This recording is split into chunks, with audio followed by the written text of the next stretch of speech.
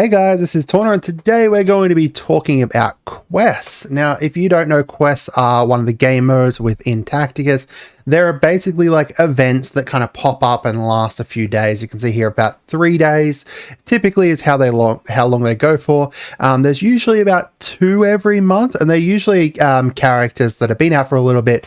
So we've had one for Bellator here. We've had one in the past for Thutmose. We've had one for what's the other one? Thaddeus as well. There've been one for even like Crodius had one. It's usually characters that have been in the game for a little bit that you're going to be able to basically earn shards for, as well as some other stuff. So the first thing I wanted to address here is that these are not like these are not ways for you to be able to farm the characters, really. They're more ways to be able to get some other resources. Now, there is this here. If you are after the character still, there is an offer. However, keep in mind this is Australian dollars, so roughly it'd be about 25 US dollars. You get some decent stuff, so you'll be able to get some Imperial Orbs there if you need to kind of go, if you have an Imperial character, you need to up some requisitions here. 20 raid tickets, some quest tokens, so you're going to be able to do more hits on this, and then you'll get 2 Bellator shards for every medal earned during the event. Now, how do you earn these medals? There's basically a series of different, about 25 different missions here. So first of all, you've got like this one here. So this is a common battle. So this is like the first one here. So you can see down the bottom, you will get a shard of Bellator. It's usually about 1 shard per node, and you only get it for the first try. You can see here, the medal here basically means this is a payout, a once-off payout. Then you'll get like some Manual of Wars, so some different energy stuff, different XP stuff, and then some Imperial badges, so some stuff for ability and mats, and then some actual gear too. So if we go in, you'll be able to see how we can kind of score here. This one says plus 100 battle score if none of your deployed characters take damage. So each of them will have like a different kind of modifier. So if we bring in these guys here, we basically just don't want to take damage. That's our number one thing here. And we are actually capped at common at the moment. And it will change like depending on which level you're on. This one's common, but I don't really want to move him, actually. I just want to let these guys do the work here. Boom. Boom. I'm going to summon here, so then we hopefully don't take any damage. Sweet, we didn't take any damage. So there.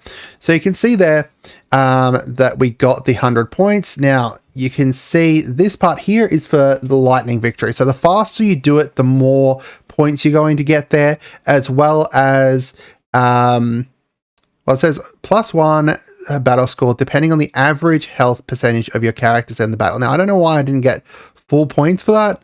I guess I didn't get the lightning victory, which assumedly you need to clear it in 1 turn, which is crazy. You get points per medal, and then you get points per battle score here. However, some missions will have different requirements.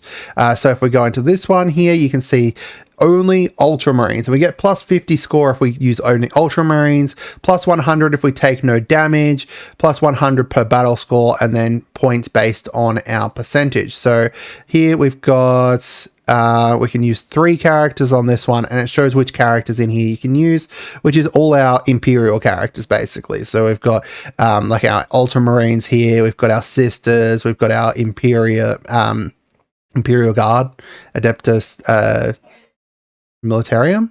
I can't remember exactly what they're called in the game. And then now I've got to double check that. Astra Militarium. Yep. And then we've got the Black Templars there as well. So each of them will require different things. So like for the Thutmose one, that required you to specifically use Necrons, while this one here is Imperial, and if there's an Orc one, then you only use Orcs kind of thing. Like Imperial seems to be kind of lumped together, just like Chaos is kind of lumped together. So you've got a few different options on characters you're able to choose here. Now, as you're kind of working up and getting these scores here, you'll be able to get here. It basically keeps your max score only, so it's not like based on whichever score you've got, like that you've just done, and they don't like add up or anything like that. It's just your max score, and then they'll go into this thing here.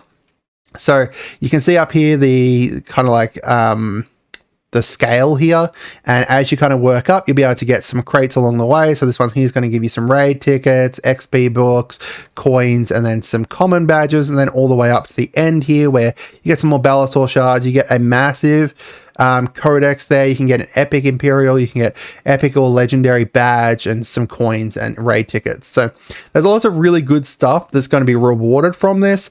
Now, in regards to these offers here, I don't think that they're worth it really.